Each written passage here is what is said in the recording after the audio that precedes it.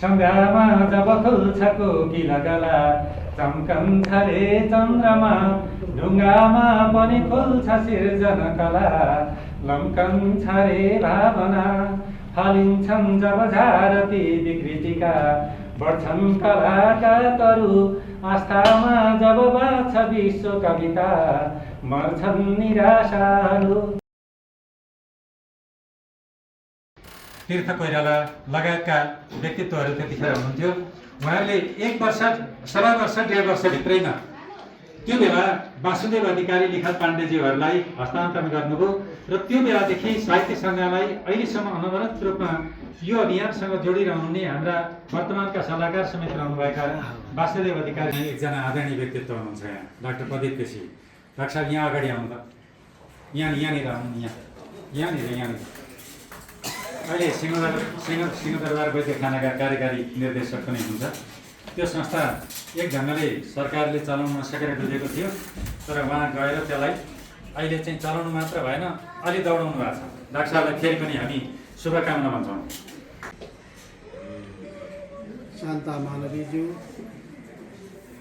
मञ्चमा आसीन अरू विशेष अतिथिहरू र आज पुरस्कृत तथा सम्मानित विभिन्न स्रष्टाहरू, त्यसै गरी समाजसेवामा लागेका व्यक्तित्व अनि साहित्य सन्ध्या परिवारका पदाधिकारीज्यूहरू, सदस्यज्यूहरू र पुरस्कारका संस्थापकज्यूहरू, समारोहमा उपस्थित अरू समस्त मान्यवर स्रष्टाहरू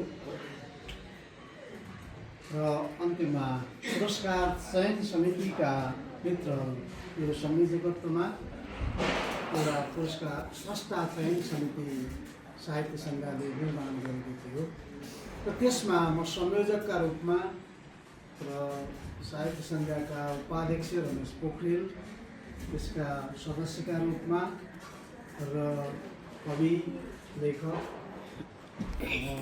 देवु लैटेल बहिनी हुनुहुन्छ, उहाँ यसको सदस्य हुनुहुन्थ्यो। हामी 3 जनाको समिति थियो यो। र अब यो साहित्य सन्ध्या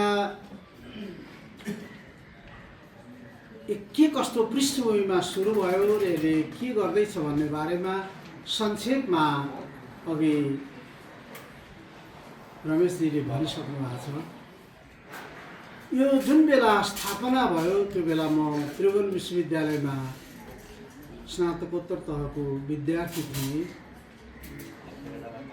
त्यो बेला यस्ता गतिविधिहरू गर्नका निम्ति पनि मुलुकमा असाध्यै अप्ठ्यारो परिस्थिति थियो। त्यो परिस्थितिमा यसको जन्म भएको हो। पछि बिस्तारै यसले आफ्ना गतिविधिहरूलाई अगाडि बढाउँदै गयो र मुलुकमा आएको राजनैतिक खुलापनले एउटा उपयुक्त वातावरण यसका निम्ति निर्माण पनि हुँदै गयो। लगभग अब एक किसिमले 50 वर्षको यसको इतिहास बनेको छ र यो 50 वर्षका अवधिमा हामीले साहित्यका क्षेत्रमा सृजनाको स्तर वृद्धिकाहरूले पनि यो पुरस्कार चयन समितिमा हामी थियौँ, तर के गर्दा उपयुक्त हुन्छ भन्ने बारेमा हामीले सबैसँग सरसल्लाह गऱ्यौँ र अहिलेको यो यी 5वटा पुरस्कारहरू प्रदान गर्नका निम्ति त्यो देशभरिका सृजनामा क्रियाशील स्रष्टाहरूको नाम सूची र उनीहरूका सृजनात्मक सक्रियताका बारेमा सूचना सामग्री सङ्कलन गरिसकेपछि र त्यस सम्बन्धी विभिन्न छलफलहरू सबैसँग गरिसकेपछि हामी एउटा निर्णयमा पुग्यौँ र त्यो निर्णयले हामीले 5 जनालाई पुरस्कृत गऱ्यौँ र 2042 सालको साहित्य सन्ध्या पुरस्कार तथा सम्मानका निम्ति सबभन्दा चुनौतीपूर्ण क्षेत्र थियो सृजनाको। त्यसका निम्ति हामीले यस वर्ष भनौँ 2082 सालको पुरस्कारका निम्ति डाक्टर बिन्दु शर्मा, जसको नेपाली साहित्यमा एउटा विशिष्ट नाम छ, चाहे समालोचनाका क्षेत्रमा होस्, चाहे कविताका क्षेत्रमा होस्, चाहे यो के अरे यो पत्र पत्रिकाको सम्पादन, साहित्यिक गतिविधि, साहित्यिक विभिन्न किसिमका सभा समारोह गोष्ठीहरूमा आफ्ना विशिष्ट वैचारिक मन्तव्यसहित आफ्ना प्रस्तुतिहरू प्रस्तुत गरेर आफ्नो जुन प्रकारको व्यक्तित्व बिन्दु शर्माले बनाउनु भएको छ त्यस आधारमा हामीले 2082 सालको साहित्य सन्ध्या पुरस्कार र सम्मानका निम्ति बिन्दु शर्मालाई प्रस्ताव गर्यौँ र त्यसै गरी 82 सालको साहित्य सन्ध्या सहभागिता पुरस्कार यसको हामीले सँगै बसेर काम गऱ्यौँ भन्यौँ, सरले हुन्छ भन्नुभयो। अनि हामीले पटक अहिले अलिकति सजिलो चाहिँ के भयो भने प्रविधि मार्फत बस्न सकिने भएकोले जस्तो गुगल मिटबाट बसे पनि भयो। सचेतज्यूलाई सार्वजनिकरणका लागि निवेदन गर्छु। सभाध्यक्षले माल्यार्पण गरिदिनुहुनेछ। विशिष्ट अतिथिले दोस्रो लगाइदिनुहुनेछ। सम्मान पत्र र पुरस्कार राशि प्रमुख अतिथिले अर्पण गरिदिनुहुनेछ। म यो सम्मान पत्रको भाषा यहाँबाट निवेदन गर्नेछु। साहित्य सन्ध्या 4 बलदेव शर्माकी सुपुत्रीका रूपमा जन्मिएकी तपाईँले त्रिभुवन विश्वविद्यालयबाट नेपाली साहित्यमा स्नातकोत्तर र शिक्षा शास्त्र संकायबाट बिएड उत्तीर्ण गर्नुभई नेपाल संस्कृत विश्वविद्यालयबाट नेपाली गीति नाटकका प्रवृत्ति विषयमा विद्यालय गर्नुभएको छ। विभिन्न अनुसन्धानमा संलग्न रहनुभएकी तपाईँले विक्रम सम्वत 2056 सालदेखि निरन्तर साहित्य साधना गरिरहनु भएको छ। नेपाली साहित्यका गीत, कविता, गजल, समालोचना, संस्मरण, कथा, निबन्ध, विधान कलम चलाइरहनु भएको छ। विभिन्न विधाका 1 दर्जन पुस्तक प्रकाशित भएका छन् भने करिब आधा दर्जन पत्रिका एवं स्मारिकाको सम्पादन समेत तपाईँले गर्नुभएको छ। अहिले पनि आधा दर्जन विभिन्न सङ्घ संस्थामा सक्रियता देखाइरहनु भएकी तपाईँका आधा दर्जन नै अनुसन्धानात्मक कृति पनि प्रकाशित भएका छन्। तपाईँले नेपाली साहित्य सम्मानित गरिएको छ। तपाईँको बाँकी जीवन पनि नेपाली प्रगतिवादी साहित्यको उत्थान तथा सामाजिक रूपान्तरण अभियान एवं अनुसन्धानमा थप सक्रियताका साथ क्रियाशील भइरहन सकोस् भन्ने अपेक्षा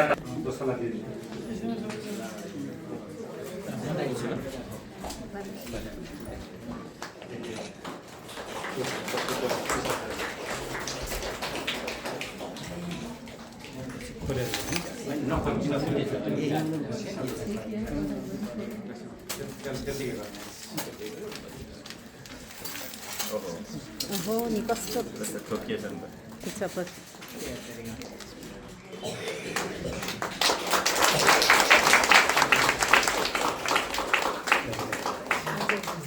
चिसङगढी 5 मदाने टोल शेरनामा माता कृष्ण कुमारी कोइराला र पिता पुष्पलाल कोइरालाका सुपुत्रका रूपमा जन्मिएका तपाईँले संस्कृतमा स्नातक शास्त्री र त्रिभुवन विश्वविद्यालयबाट बिएडसम्मको शिक्षा हासिल गर्नुभई जीवनका करिब 4 दशक शिक्षण सेवामा आफूलाई समर्पित गराउनु भएको छ। नेपाली साहित्यका कविता, गीत, कथा, निबन्ध र नाटक विधामा निरन्तर कविता वाचन गर्नुभएको अभिलेखबाट देखिएकाले 2082 सालको रु 5000 राशिको साहित्य सन्ध्या सहभागिता पुरस्कार तथा सम्मानद्वारा तपाईँलाई सम्मानित गरिएको छ। तपाईँको बाँकी जीवन पनि नेपाली प्रगतिशील साहित्यको उत्थान तथा सामाजिक रूपान्तरण अभियानमा थप सक्रियताका साथ अविच्छिन्न रूपमा क्रियाशील भइरहन सकोस् भन्ने अपेक्षाका साथ सुस्वास्थ्य एवं सृजनशील दीर्घ जीवनको कामना गर्दछौँ। धन्यवाद। प्रदीप हिमाली, वरिष्ठ साहित्यकार, प्रमुख अतिथि, शान्ता मानवी, विशिष्ट अतिथि, राम विनय अध्यक्ष।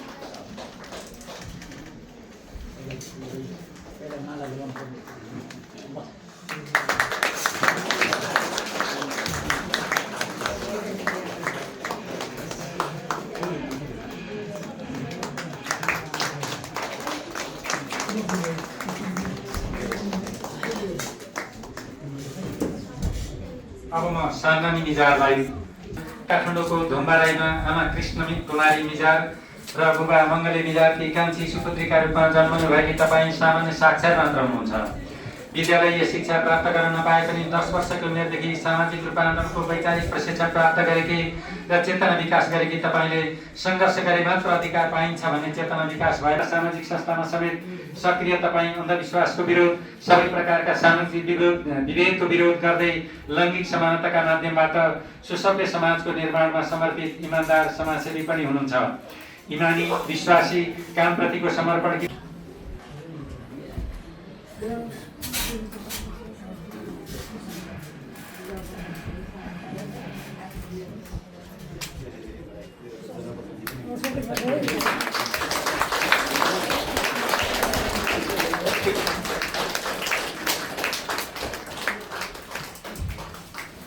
अब म लक्ष्मी समाचारमा आमा माया तामाङका बुबा समरबहादुर तामाङकी सुपुत्रीका रूपमा जन्मिएकी तपाईँ हाल आमाको लालन पालनमा श्री भीमसेन गोला माध्यमिक विद्यालय नयाँ बानेश्वर काठमाडौँमा कक्षा 2 मा अध्ययनरत हुनुहुन्छ। अत्यन्त अनुशासित, लगनशील र मेहनती तपाईँ पढाइमा सधैँ अब्बल रहँदै पनि अत्यन्त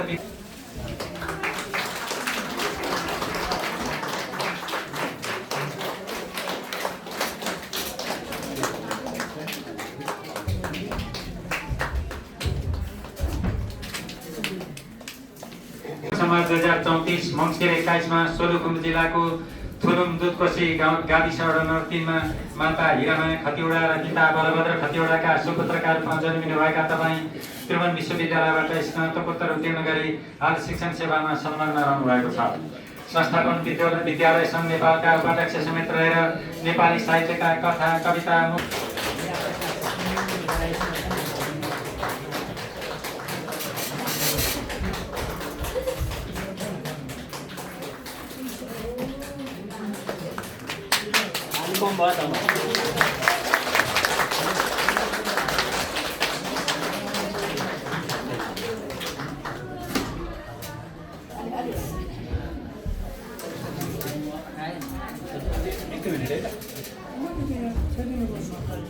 हाम्रा आदरणीय गुरु, पहिलेका पनि गुरु, अहिले पनि गुरुसँग काम गर्दा सजिलो भएको अनि स्वयं गर्ने मान्छेहरूसँग काम गर्न अझ अप्ठ्यारो हुन्छ। मान्छेलाई कसैसँग बायोडाटा माग्नुपर्छ, अब पहिले किन मागिस्, कसो मागिस्, के जति मागिस्, सबै यो कुरा त नसोधी कसैले पनि दिँदैन, म पनि दिन्छु होइन। डाक्टर बिन्दुलाई फोन गरेँ, मलाई बायोडाटा भएर पठाइदिनु, कतै न कतै सिफारिस गर्छु, भयो होला नभएन होला भन्दै जहाँ पाए त्यही गर्नुहुन्छ कि 2 वर्षमा पढी 8 क्लासमा पढेर 7 वर्ष पढाइ छोडेर लोकमा पढ्दै बिहा भइसकेपछि मेरो जीवनसाथी यहाँ डाक्टर बलराम प्रसाद सरकार हुनुहुन्छ, सबैले चिन्नुहुन्छ, उठिदिन भने मैले जीवनसाथीलाई। अनि उहाँसँग आइसकेपछि 2टा बच्चा-बच्ची भइसकेपछि मैले पढ्ने प्रस्ताव राखेर पढेर आज यहाँको अगाडि उभिन सक्ने भएकी हुँ। जब म मेरो माइती सभा जब म माइतबाट यहाँ आइसकेपछि मैले कुनै साहित्यकारहरू चिनेको थिएन, पढ्थेँ रचनाहरू, अलिअलि मात्रै पत्र पत्रिकाहरू जान्थे, अहिलेको जस्तो समय थिएन। तर साहित्यकार भनेका, बुद्धिजीवीहरू भनेका, विवेकी भनेका किताबमा मात्रै लेख्दा छन् कि व्यवहारमा पनि गर्दा छन्। महिलाहरूलाई हेर्ने दृष्टिकोण त यिनीहरूको गजब हुँदो रहेछ नि त। म त पण्डित परिवारमा हुर्केकी मान्छे, हाम्रो विवेकपूर्ण थियो। बेडघाटमा बस्नुभएका साथीभाइहरू, म हाइकु प्रेम गर्छु, हाइकुलाई त्यसले गर्दा धेरै नबोलौँ भनेर मैले लेखेर पनि ल्याइनँ, बोल्न पनि थोरै सोचेको छु। मैले नियात्राको अहिलेसम्म 12वटा किताब प्रकाशित गरिसकेँ र त्यस सामाजिक योद्धा भन्छु शान्ता मानवीज्यू, मेरा आदरणीय गुरु प्राध्यापक केशव सुवेदीज्यू, हेमनाथ पौडेलज्यू, यादव प्रकाश लामिछानेज्यू, पुरस्कार संस्थापक ज्यूहरू, आज सम्मानित हुने विशिष्ट प्रतिभाज्यूहरू, साहित्य सन्ध्याका सदस्यज्यूहरू, यहाँ उपस्थित सम्पूर्ण आदरणीय महानुभावहरू, मेरा विद्यार्थी साथीहरू, सबैमा हार्दिक अभिवादन। धेरै कुरा आइसकेको छ र मलाई त्यति धेरै भन्नु पनि छैन, किनभने मैले साहित्य सन्ध्यालाई चिनेकै सुनेकै एउटा जनपक्षीय आवाजलाई बुलन्द गर्ने र कविताका माध्यमबाट त्यो समुदाय, त्यो उपेक्षित वर्गसँग संवाद गर्ने संस्था हो भनेर मैले चिनेको हो यसलाई। र त्यही क्रममा केही समय साहित्य सन्ध्यामा कविता पनि सुनाइयो र आज यसरी साहित्य सन्ध्याबाट सम्मानित हुन पाउँदा चाहिँ विगतका दिनहरू सम्झेर र यसको ऐतिहासिक विरासत अथवा इतिहासमा यो कसरी स्थापित भयो, कस्ता विशिष्ट स्रष्टाहरूसँग जोडिएर आयो र कुन त्यो पञ्चायती व्यवस्थाको निरङ्कुश कालखण्डमा पनि कसरी यसले सङ्घर्ष गर्दै र जनपक्षीय आवाजहरूलाई अझ बलशाली बनाउँदै हरेक रूपान्तरणकारी अभियानसँग जोडिँदै आयो। त्यो यसको गौरवमय इतिहास दोक्कल पिपलपातको रमाइलो खेल खेलाउँदै सधैँ झुक्यायो र सोधिरह्यो तिम्रा माथि कसको हात। आमा ओक्कल दोक्कल पिपलपातको रमाइलो खेल खेलाउँदै सधैँ झुक्यायो र सोधिरह्यो तिम्रा माथि कसको हात। बालापनको रमाइलोमा पहिचान गरेरै पनि भाइको हात पटक पटक परास्त भइरहे म झेली गरिरह्यो भाइले मौन भइरह्यो तिमीले किनिदिएको साइकलको रफ्तारमा लाखौँ माइलको दूरी पार गरिसक्दा उसले म चाहिँ तिमीले नै ल्याइदिएको कुरुस र एक लच्छी उनको धागोलाई सिगारेर सिपालु औँलाहरूमा जिन्दगीको सादापनलाई भरिरहे रङ्गीन बुट्टाहरूले र खुम्चिरहे त्यसकै गोलो परिधिमा मौन भइरह्यो तिमी। मैले लुकेरै उदाउँदा च्यातिएको भाइको पुरानो चङ्गाको मोल चक्कनले सम्झाएकी तिमीले थाहा पाइनौ आमा। चङ्गासँगै उन्मुक्त हुन नपाउँदै पाउजूको छमछमी पछ्याउँदै अगेनामा खरानी भएका मेरा स्वप्निल रहरहरूको मोल के थियो। प्रत्येक महिना कपालसँगै छाँटिरहँदा भाइले आफ्नो धीरता भाइले आफ्नो धीरता मैले भने चुल्ठोसँगै कस्तै लगे र फुलाइरहे ओठमा रिबनको फुल जस्तै बनावटी हाँसो मौन भइरह्यो तिमी।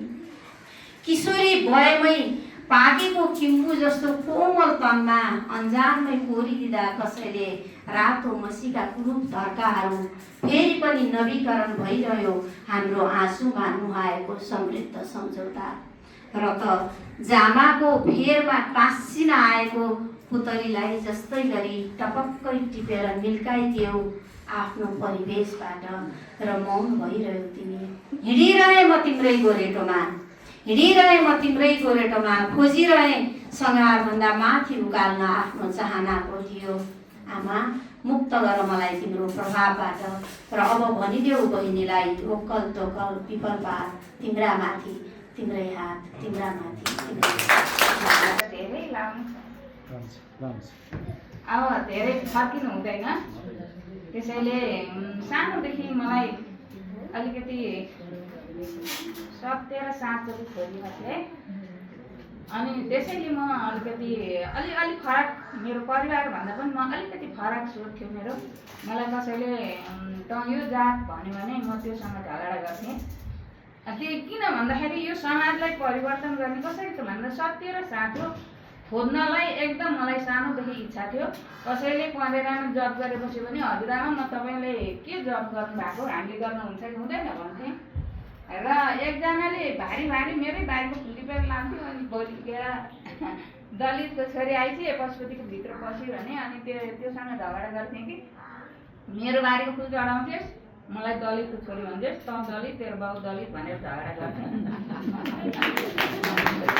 सत्य कुराको सत्य साँचो दिएको छु सत्य खोज भन्ने इतिहासमा चाहिँ अलिकति भित्र अन्तरात्माबाटै त्यस्तो मलाई सानैदेखि यो समाज परिवर्तन गर्नको लागि के गर्नुपर्छ त हामी सबै एउटा भागले चाहिँ दलित भएर चाहिँ हामी दलितको परिवर्तन कसरी गर्ने यो दलितको लागि हामीले के सङ्घर्ष गर्नुपर्छ भन्ने सोच एउटा के सोच थियो भने मेरो मानिस त सबै एउटै हो नि काट्यो भने रगत रातै आउँछ त हामीलाई किन सानो भन्छन् त्यसको लागि परिवर्तन गर्ने एकदम चासो थियो र म धेरै पढेर ठुलो मान्छे हुन्छु भन्ने इच्छा थियो मलाई। स्कुलमा मारेको स्कुलमा स्कुल बनेको थिएन त्यो सहरको मान्छेले पूजा गर्दा भोज खाने पार्टीमा पढाउँथे। त्यहाँ पढाउन जाँदाखेरि पानी यसरी थापेर खानु पर्थ्यो अनि तेरो स्कुलमै पढ्दिनँ भनेर म स्कुलै गइनँ। 2 मिनट लाग्थ्यो स्कुल जान। अनि अब यसरी पानी थापेर पनि खान्न तिम्रो स्कुल पनि आउँदैन भनेर सरसँग त्यसो भनेर स्कुल गएन। तर सबभन्दा सानो भएर घरको पुरा काम चाहिँ मेरै थाप्लोमा हुन्थ्यो तर सकि नसकी गरिन्थ्यो। अनि पछि गएर बुझ्दै आउँदाखेरि मैले कसैसँग पनि श्रीमान बिहे गरेको 13 वर्षमा श्रीमान श्रीमती अब यस्तो सासू ससुरासँग पनि खासै अनुमति नलिकन म एउटा चाहिँ नि यस्तै परिवर्तनको क्षेत्रमा विस्तार वडामा त्यो वडाको प्रतिनिधित्व हुन्छ अनि त्यसैले उहाँको व्यक्तित्व परिपक्व व्यक्तित्व हो। हामी तपाईँलाई परबाट चिनेरै मूल्याङ्कन गरेरै तपाईँलाई हामीले छनौट गरेका हौँ। आइदिनु भयो, ग्रहण गरिदिनु भयो, हामी धन्यवाद पनि भन्न चाहन्छौँ। अब म गणेश सरलाई निवेदन गर्छु। वास्तवमा गणेश खतिवडा सर चाहिँ व्यक्तिगत रूपमा मेरो चाहिँ कार्यक्रमका सभापतिज्यू, प्रमुख अतिथिज्यू, विशिष्ट अतिथिज्यू लगायत उपस्थित सम्पूर्ण अतिथिहरूमा हार्दिक नमस्कार। सरले संक्षिप्त बोल्न भन्नुभएको छ। मेरो चाहिँ पेसा शिक्षण भए पनि खासमा व्याख्या गर्ने खालको विषय नभएर होला बोल्नै आउँदैन, म लामो बोल्नै सक्छु। साहित्य सन्ध्याको नाम चाहिँ मैले धेरै बेलादेखि सुनेको भए पनि म साहित्य सन्ध्यामा भर्खर कविता लेख्न सुरुवात गर्ने चरणमा लगभग 73-74 सालतिर हुनुपर्छ। एक दुईपटक आएर कविता सुनाएर गएको संस्था। त्योभन्दा पछाडि चाहिँ म त्यति धेरै सायद समय पनि मिलेन होला र त्यसरी आउन सकिनँ। त्यस पछाडि म जब कविताहरू लेख्दै गएँ बिस्तारै बिस्तारै अब नियात्रा त लेख्छु भन्ने मलाई थिएन। विभिन्न पुस्तकहरू पढ्दै गयो। जहिले पनि आफूले चिन्दै नचिनेको भूगोल, चिन्दै नचिनेका पात्रहरूको बारेमा मात्रै पढ्नुपर्ने हुँदा कमसेकम मैले जन्मेको हुर्केको भूगोललाई पनि पुस्तकमा लेख्न पायो भने अरूले पढ्नुहुन्थ्यो होला भन्ने लागेर चाहिँ मैले यो पुस्तक लेखेको। अभिवादन टक्राउन चाहन्छु र मञ्चमा आसीन सम्पूर्ण महानुभावप्रति हार्दिक धन्यवाद दिन चाहन्छु र यता तल बस्ने स्रष्टा तथा द्रष्टा सम्पूर्ण महानुभावहरूप्रति हार्दिक अभिवादन टक्राउन चाहन्छु। टक्राउँदै मेरा 2 शब्द बोल्ने अनुमति माग्छु। अब हुन त मूलत म चाहिँ आफू राजनीतिकर्मी नै हुँ। किन भन्दा लगभग 50 वर्ष राजनीतिमा हिँडेपछि त्यो आउँदो रहेछ नै। तर साहित्यको विद्यार्थी हुँ म, अहिले पनि विद्यार्थी हुँ र सिक्ने क्रममा छु, सिक्दैछु, सिक्छु। हुन त धेरै भएको छैन, बल्ल 81 वर्षमा हिँड्दैछु। तर चाहिँ मलाई सिक्नु धेरै बाँकी छ अझै। किन भन्दा यो समाजमा परिवर्तन भएन भन्ने मान्छेका गुनासाहरू छन्। म भन्छु परिवर्तन भएको छ। त्यसलाई सही संयोजन गर्न नसक्दाखेरि यो एउटा लथालिङ्ग स्थितिमा आएको हो। र के भन्दाखेरि यो साहित्यिक संसारले पनि त्यो जब राजनीतिमा विचलन आउँछ तब साहित्यले खबरदारी गर्ने र सही बाटो हिँडाउने साहित्यको हो। किन भन्दाखेरि साहित्यमा थोरै लेखेर धेरै मान्छेहरूलाई सूचना पुर्याउने, धेरै प्रशिक्षण गर्ने, धेरै प्रेरणा दिने भनेको कविता यात्रा हो। अनुशासन त मैले मेरो कारणले भङ्ग हुनु हुँदैन भनेर फेरि हामीले त्यो वार्षिक साधारण सभा सार्यौँ 20 गतेका लागि र म यहाँ तपाईँहरूको बिचमा आउने मौका पाएँ। म धन्यवाद भन्न चाहन्छु आयोजक महानुभावहरूलाई। साहित्य सन्ध्या आफैमा इतिहास हो। 42-43 वर्षसम्म बिना कुनै स्थायी संरचना, बिना कुनै स्थायी स्रोत, बिना कुनै स्थायी सङ्गठन स्वयंसेवी रूपमा यो ढङ्गले अगाडि बढ्ने कुरा मलाई लाग्छ एउटा शोधको पनि विषय होला। यसको स्ट्रेन्थ के हो, यसको यो शक्तिको स्रोत के हो भन्ने बारेमा चाहिँ भोलि कसैले पिएचडी गर्नुभयो भने, कसैले अरू थप अनुसन्धान गर्नुभयो भने संस्थाहरू कसरी चल्छन्, चलाउन सकिन्छ भन्ने कुराको निम्ति एउटा दृष्टान्त प्रस्तुत गर्न सक्छ जस्तो मलाई लाग्छ। साहित्य सन्ध्यालाई बधाई छ। साहित्य सन्ध्या भन्दा बित्तिकै हामीले यसका 3टा आयामहरूलाई देख्छौँ। यो आफैमा आन्दोलन हो। हरेक प्रतिकूलताहरूमा, चाहे पञ्चायती निरङ्कुशता अन्त्य गर्ने 46 सालको आन्दोलनमा होस्, चाहे राजतन्त्र अन्त्य गर्ने 62-63 को आन्दोलनमा होस्, या हरेक प्रतिकूलतामा यसले आफ्नो पाँडीहरू मार्फत, आफ्ना सृजनाहरू मार्फत प्रभावशाली हस्तक्षेप गरेको छ। यो एक खालको सांस्कृतिक विमर्शको थलो पनि हो। त्यसका धेरै एपिसोडहरू हामीले त्यस्ता महत्त्वपूर्ण विषयहरूमा खर्चेका पनि छौँ र यो आफैमा बेर्ना उत्पादन गर्ने नर्सरी पनि हो मलाई लाग्छ। यहाँ सृजनाहरू सुनाउँदै धेरै स्थापित स्रष्टाहरू सामाजिक जीवनमा उहाँहरू त्यसरी अगाडि पनि बढ्नु भएको छ। यो संस्थाको निरन्तरताको कामना गर्न चाहन्छु। यति बेला साहित्य संस्कृति आफैमा एउटा सङ्कटमा छ। सङ्कटका विभिन्न कारणहरू छन्। अब एकातिर विश्वव्यापी रूपमै नवउदारवाद, व्यक्तिवाद, उपभोक्तावाद, विश्ववित्तीय पुँजीवादले पोषित गरेको एउटा मान्यता छ जसले तत्काल तपाईँलाई लाभ हुने कुरादेखि बाहेक अरू सबै कुरालाई खारेज गर्छ। त्यस्तो बेलामा दिगो साहित्य, दिगो संस्कृति, त्यसका सृजनाहरू एक खालको काम नलाग्ने वस्तु जस्तो, किनभने तिनीहरूले तत्काल कुनै लाभ दिँदैनन्। दीर्घकालीन हिसाबले समाजलाई एउटा उन्नत, सभ्य, सुसंस्कृत बनाउनका निम्ति भूमिका खेल्छन्, तर तत्काल लाभ हानिको हिसाबले भन्ने हो भनेदेखि लाभको विषय होइन। त्यस हिसाबले पनि साहित्य आफैमा एउटा सङ्कटमा छ। त्यसबाहेक पछिल्लो समय प्रविधिले अवसर पनि दिएको छ, तर अवसरभन्दा बढी साहित्य प्रविधिमाथि हामी दक्ष हुन नसकेको कारणले या प्रविधिको लगाम हाम्रो हातमा नभएको कारणले चाहिँ त्यो प्रविधि पनि हाम्रा निम्ति एउटा चुनौती जस्तो विषय भएको छ। मान्छे भाइरल हुने दौडमा ट्विटरका अहिले एक्समन भन्छ 240 क्यारेक्टरमा शब्द हालेर मैले देखाकन दिएँ समाजलाई भने जस्तो, या फेसबुक अथवा यस्तै केही सामाजिक सञ्जालहरूमा। अब सामाजिक सञ्जालमा राखिसकेपछि त्यो बढी सर्कुलेट होस्, त्यसको बढी सञ्चार होस् भन्ने चाहनु स्वाभाविक कुरा हो। त्यससँग भाइरल हुने चाहना जोडिन्छ।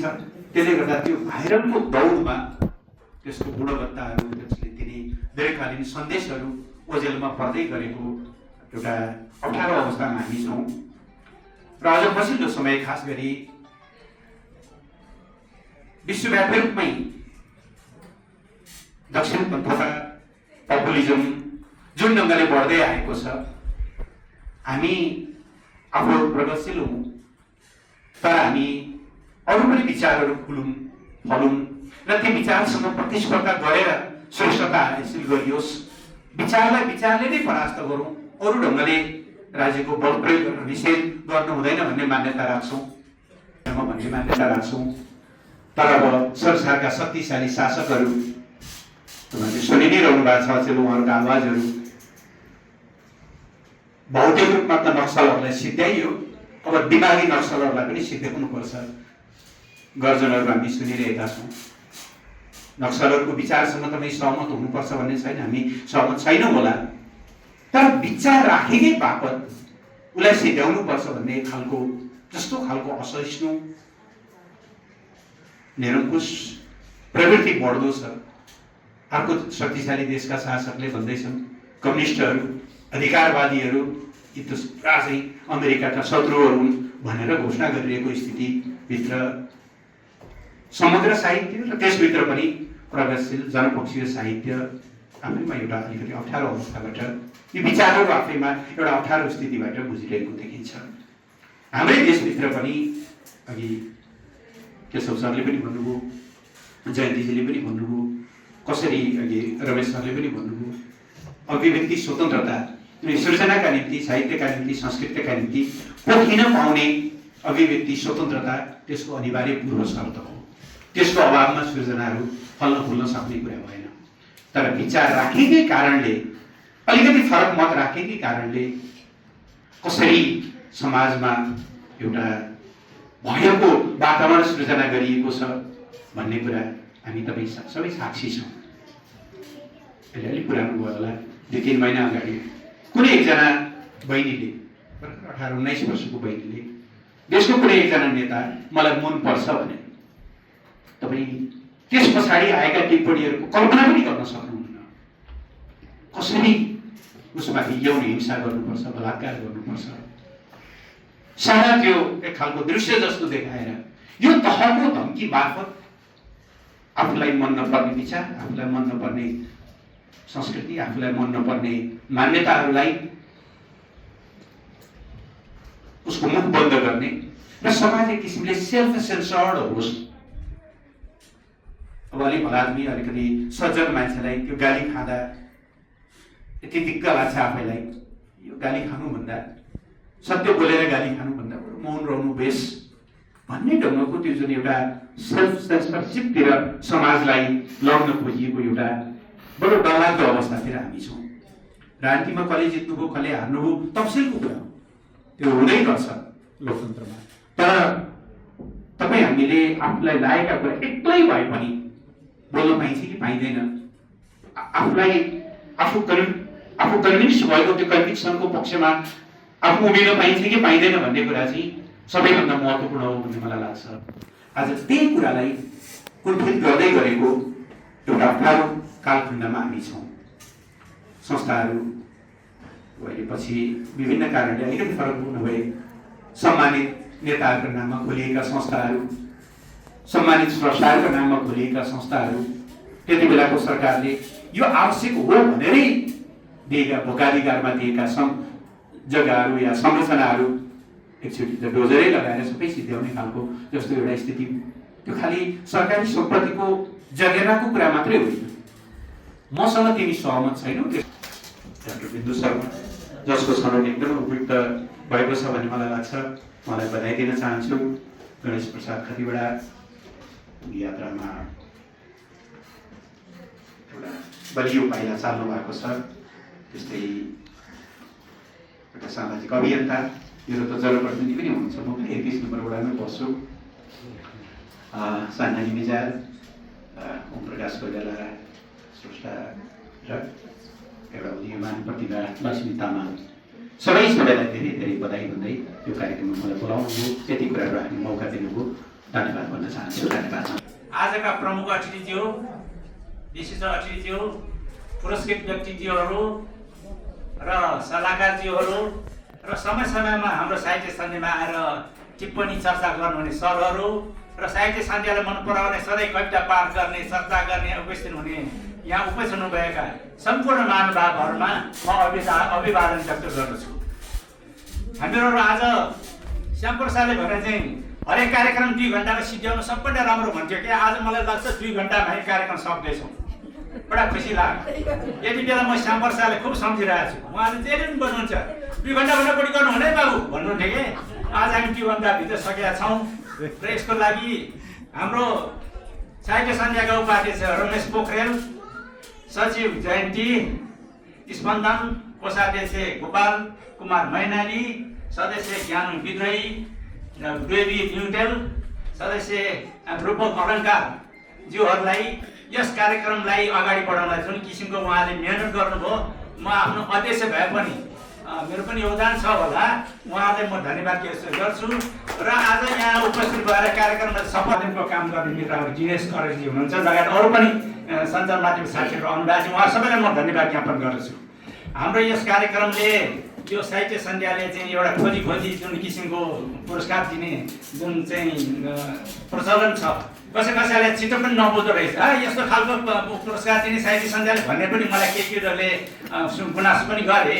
हामीले त्यसमा पनि फेरि टिप्सन गर्नु पर्यो। एउटा हामीले यो साहित्य सन्ध्या पुरस्कार चयन समितिले हामीले केशव सरलाई हामी सुनिश्चित गऱ्यौँ, अनि हामीले चाहिँ उहाँ के अरे हाम्रो डाक्टर बिन्दुलाई छनौट गऱ्यौँ, उहाँ समिति चयन गरेर जुन हामीले मनोनयन गऱ्यौँ, के अरे चयन गऱ्यौँ, त्यो चाहिँ साह्रै खुसी लागेको छ। हाम्रो यसको चाहिँ हाम्रो संस्थापक एउटा चाहिँ मनदेखि लिएर कृपा, त्यसपछि न्यात्रकार चापाङ्गाईजीहरूले जुन साहित्य सन्देशलाई मिलेर जुन उहाँले राख्नु भएको छ, यसले गर्दाखेरि हामीलाई एउटा ऊर्जा प्राप्त भएको छ। उहाँ धेरै धेरै धन्यवादका पात्र हुनुहुन्छ। त्यसो हुँदाखेरि जर्ज बाइडनले भनेको छ कि a man's aim should beyond his present capacity, otherwise what is heaven for. मानिसको जीवनको उद्देश्य वर्तमान अवस्थाभन्दा माथिल्लो हुनुपर्छ, होइन भने स्वर्ग केको लागि भनेर भने जस्तै हामीले आफ्नो वर्तमान अवस्थाबाट माथि उठ्नको लागि कोसिस गर्ने हो। साहित्य सन्ध्याले त्यो कोसिस गरिरहेको छ। हुन त साहित्य सन्ध्या कुनै घर पनि छैन, ठहर पनि छैन भने जस्तै कोही क्याम्पसमा पढाउने के अरे ठाउँमा हामी कार्यक्रम गर्छौँ, तर पनि हामी आफ्नो अनुसार आफ्नो ऊर्जालाई अगाडि बढाएर कार्यक्रम चलाइरहेका छौँ। 479 पुगेको छ। पूर्ण विवरणले भने चाहिँ यो 15,000 वर्ष पनि पुग्नुपर्छ भनेर चाहिँ हाइटेक्टिभ गर्न सक्दैनौँ। हाम्रो आफ्नो जीवनको सीमा हुन्छ, सीमाभित्रमा गर्ने हो। हाम्रो विचारको चाहिँ असीमित विचारलाई चाहिँ अगाडि बढाउने हो। त्यसको लागि साहित्य सन्ध्या अगाडि बढिरहेको छ। यहाँ सबैको सहयोगको लागि म धेरै पुनः आभार व्यक्त गर्दछु र आजको उसलाई पुनः धन्यवाद ज्ञापन गर्दै कार्यक्रम समापन भएको